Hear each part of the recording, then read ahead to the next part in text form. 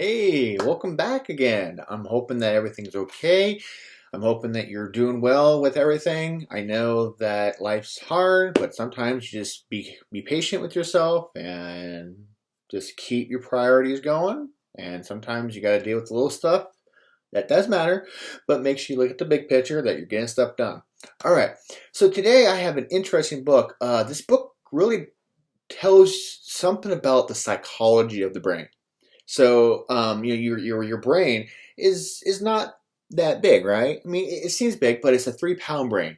Your head is about 10 pounds when you get fully adult, and your brain is about roughly 3 pounds, and it has a lot of bumps and crevices in it. And we're going to get to that in a little bit. And there's different regions of the brain that kind of make you operate. And if you damage one of those regions, your brain does compensate for it, but there is some conflicts that happen with that and consequences. But we're going to talk about that. It's really exciting. So this book should have been taught to everybody, and this is a case study. A case study in psychology is just a rare occurrence for one thing that happened. A case study is one thing that happened to something. That's it.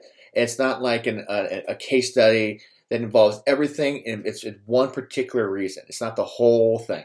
So this case study is a gruesome one.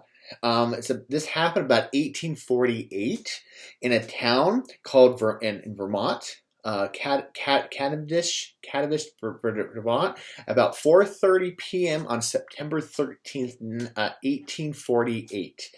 And this happened to a 26-year-old, and he was about 5 foot, which is about average for back then. And he was an unmarried person, and he was a foreman. He was a foreman of track construction, and they were building railroads. That's when the kind of railroads where the trains were be coming across the towns and stuff like that. If you ever heard of Las Vegas was actually a train yard before it was famously Las Vegas. And a lot of it was just, it was engines and railroads coming through development. And Vermont, they were building they were continuing the railroad through granite rock. And they had to explode the rocks into pieces to make a hole. And it takes a lot, blasting back then take a lot of experience. And a lot of it was fear too, because you had no idea if you were going to blow off your arms or something like that. It was rough work back then. We take it for granted today. I mean, we have it kind of in a way easy because we have computers and drones and all that good stuff that can kind of monitor that effect, and our explosives are a little bit more controlled than it was back then. It was like dynamite and stuff like that, and TNT and just on crazy explosives. But anyway, this book is called Phineas Gage, and this is by John Fleischman. And so he's an interpretation of the story of Phineas Gage. This is a case study, and you should study this in behavioral psychology. If you were to take a psychology class, I highly suggest take a psychology class and continue it a little bit because it really does help. And this is a gruesome but true story about brain science. So this is about your brain. There, your 3 pound brain. So like I said, this person, Phineas Gage, he was a railroad worker, and he was in normal health. He was good health. He was skinny and strong, and there was no power equipment or bulldozers at the time, and it takes some specialized skills to blast rocks and holes for the railroad to build, right? So what happened is that the story goes in the book as well. If you read this in a psychology book or online or something like this, he was in charge. He was a foreman, so he was in charge of his crew, and they were one day blasting or getting ready to blast, and they were pouring. You had to pour like gunpowder down a hole in order for that to explode to get what you want. Okay, so think of it like you have a sphere, and you have to kind of like drill a hole down far enough so when you ignite it, the gunpowder, the inside explodes. So think of it that way. So what happened? They were pouring powder for the blast using a rod. So he had a 13 and a half pound iron rod. And it was like a bar. It was like a rod, right? It was like long 13. And it was about 3 feet long, so about a yard. And he was trying to dig that down and kind of make thing. And so he kind of turned it the other way because it had like a little sharp end at it, like a little point. I'm going to show you the picture here in a minute. Little point, and I guess he turned it because he was trying to, do some rocks or something like that, trying to get the rocks loose or something like that. And what happened is that they had the thing in, they had to put the powder in, and everything was set, and then it didn't go off. And so he went out and tried to do his thing, and the rod was upside down, right? And so what happened is that it actually went off. And what happened is that he was holding the rod between his legs. He was trying to make sure you dig and sweat it, and then it went off. And what happened, the rod went through his left neck to his cheek, out to his frontal lobe of his brain. So if you look at your left side, it went through, up, and out. And so I have a picture of that, what it looks like. And it was crazy. So it looks like this. So this is your left side. So the rod like this, it went through his cheek, missed his eye, and it went through his front part of his frontal lobe of his brain. Okay. So the iron bar goes through from holding his legs and through his hemisphere of the brain. And so there is lots of blood, obviously, and he can actually talk. He reported that he can talk, and he was awake. And I guess if you've ever touched a brain before, you probably haven't touched a brain before, but if you in your future experiences like that, I actually touched a brain because in psychology, we actually had a class on some brains, on a brain, and we actually touched the brain.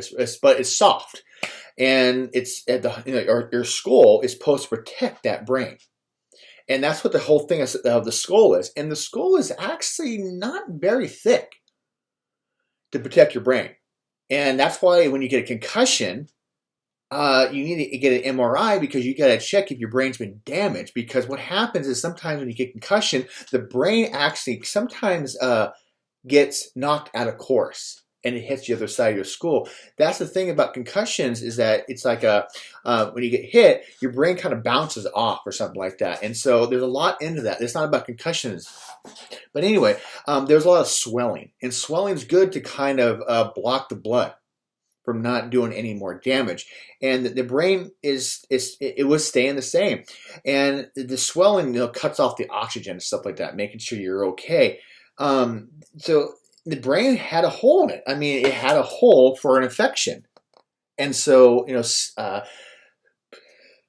back then,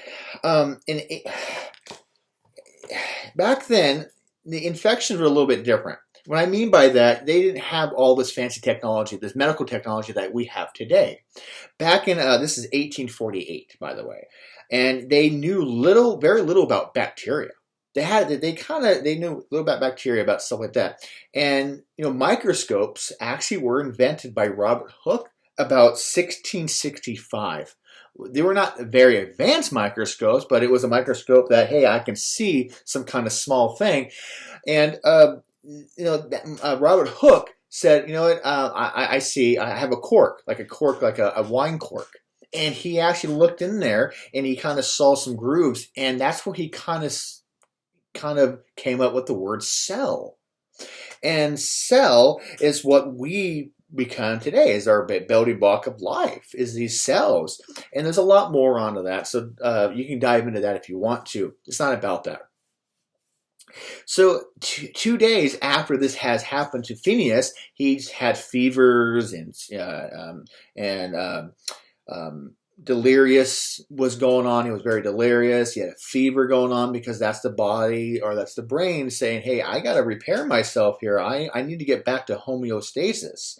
And that's what the brain is doing. Your body is doing that. You're trying to get back. A fever is supposed to help your body because your white blood cells are trying to counteract the infection. That's why you get a fever, because you're trying to trying to kill that bacteria. And that's what it was happening.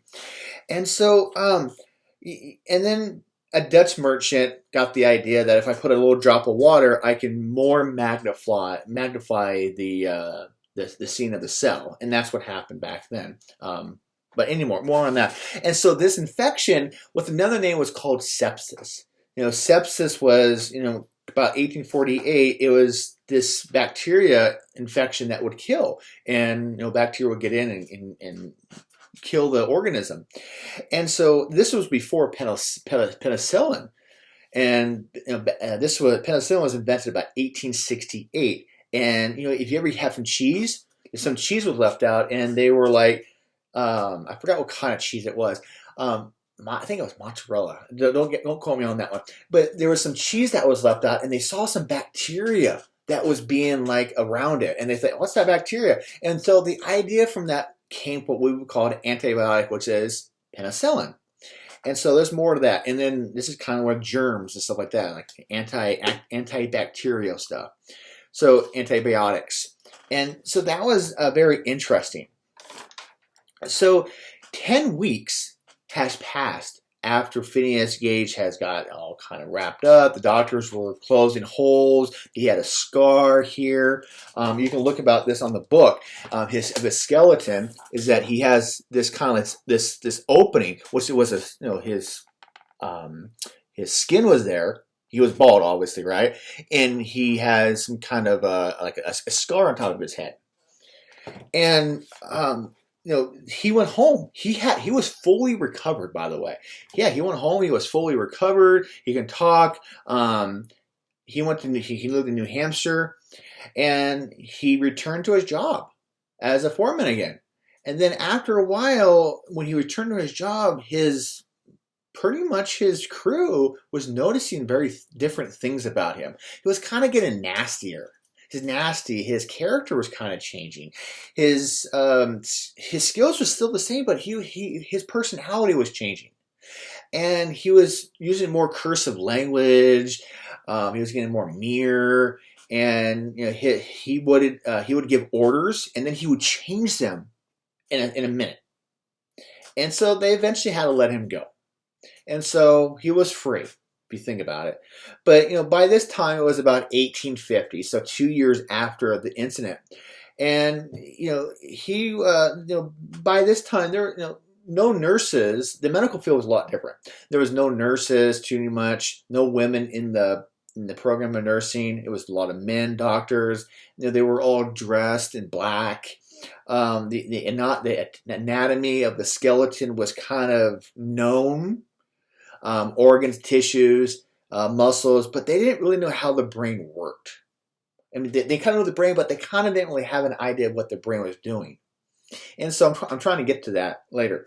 And so they kind of had an idea, but later on that I will show you things. But if you kind of take a break from that, and you look at the brain, the brain in the book, they have these kind of different regions. So this is one hemisphere of the brain. And this is the full brain. And so you can kind of see the hemispheres, two hemispheres, left and right. And it's connected by what we call the corpus. So this guy right here, this is the connection. And what happens is you think about your brain, and right down the middle, it's called the corpus callosum. Corpus callosum. And if that is actually shifted, you can actually develop seizures. That's what I've learned throughout the years, and it was very interesting to me. And so you have these, what we call these lobes of the brain. So you have the frontal lobe, the parietal of the eye. The frontal lobe is what we're going to talk about. The occipital lobe, which is what your brain actually uses for balance, and the parietal lobe and the temporal lobes, your hearing. And then you have the cerebellum, which is down here, and we're going to talk about that here. So, kind of going from these regions, and if you kind of take your head, your brain out, and you have these little bumps on it, the little bumps or crevices, that's kind of what your brain is developing for intelligence. There's a whole thing about intelligence on that. But this is kind of where phrenology came into. So phrenology is kind of the idea that you have these little places in your head. So specialized regions in your head. And this is what we call phrenology. And like you have something for relationships, humor. There's one on language, your identity, and friendship, and love, by the way. And this is called phrenology. And this is kind of what your different brain's functions work. There's actually some relevance of this, where your brain, some of the brain areas are. And so phrenology is just a different kind of area that studies different regions of the brain to kind of say what brain is associated to this. Now, that's fine. But in your brain, you have these tiny little, little neurons. So let me kind of show you a neuron here. These neurons here, they look like little, I don't know, worms, I guess you can call it. But you have dendrites and axons. And you have so many of these in your head. And so many of these that all over your head. And so they're buzzing all over. And you have so many of these when you're born. And they're your connections. It says that you have, I think I read that you've had probably, I'm trying to think about how many you have. Let me get the notes here. Yeah, so you have like 1,000 to 6,000 synapses. So synapses are these things here. You have like 1,000 to 6,000, and talk about a billion of those. How many connections?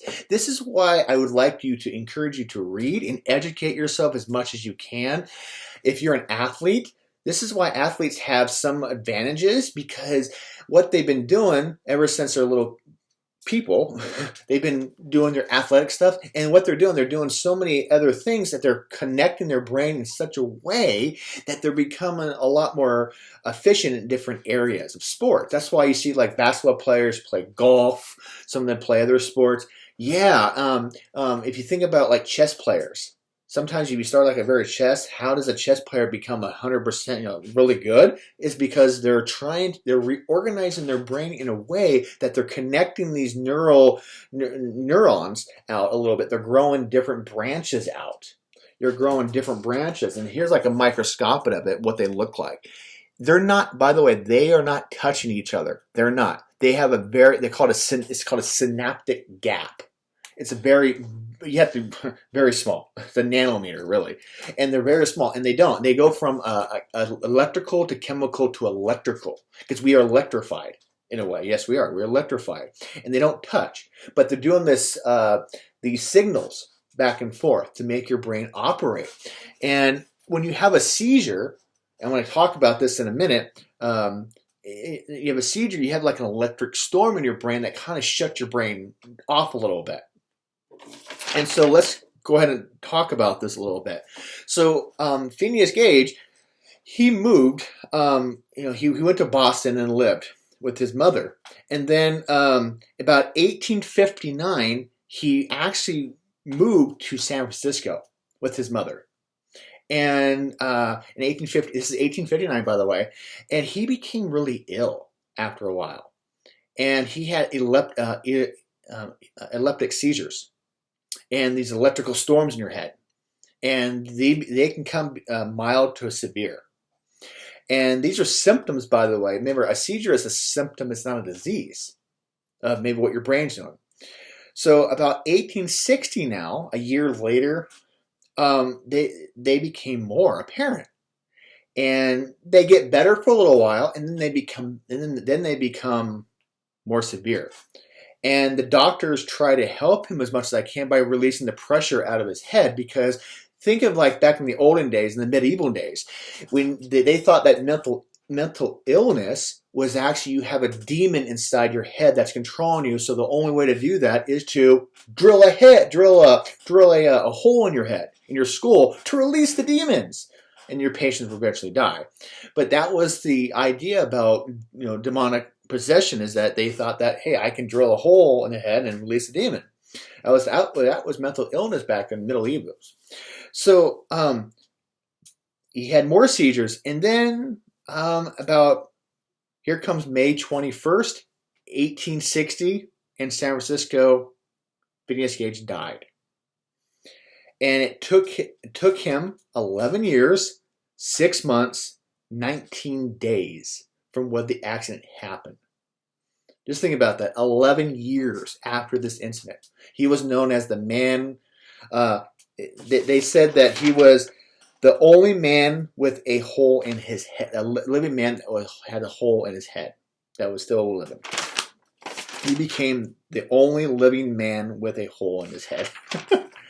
And so that's kind of what happened. And he was buried in at Laurel Hill Cemetery in San Francisco. So the thing about this I want to talk to you a little bit about is that your brain is so complex, but it's easily can be destroyed because of an accident or something that penetrates it or causes a disease or something like that. And so you have to be very careful. And you have your brain here has all these different areas.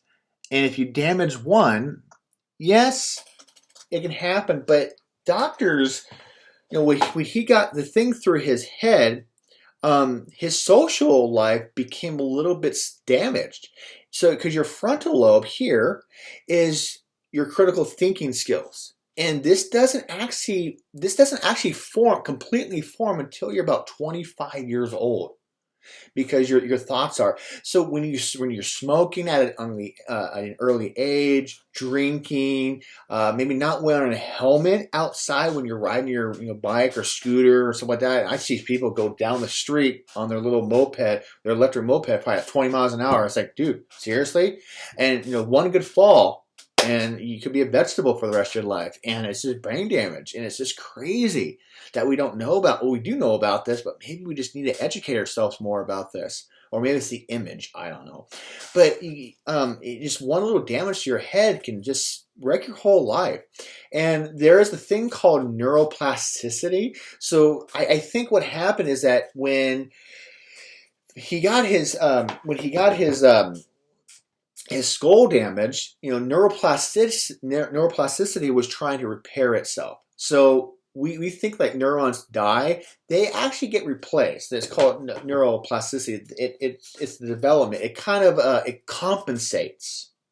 So if you think about somebody that got their left, let's say that you removed part of or maybe all of your left hemisphere of your brain. So you have your right hemisphere of your brain still there. If you remove like your left hemisphere, your right will actually compensate for your left.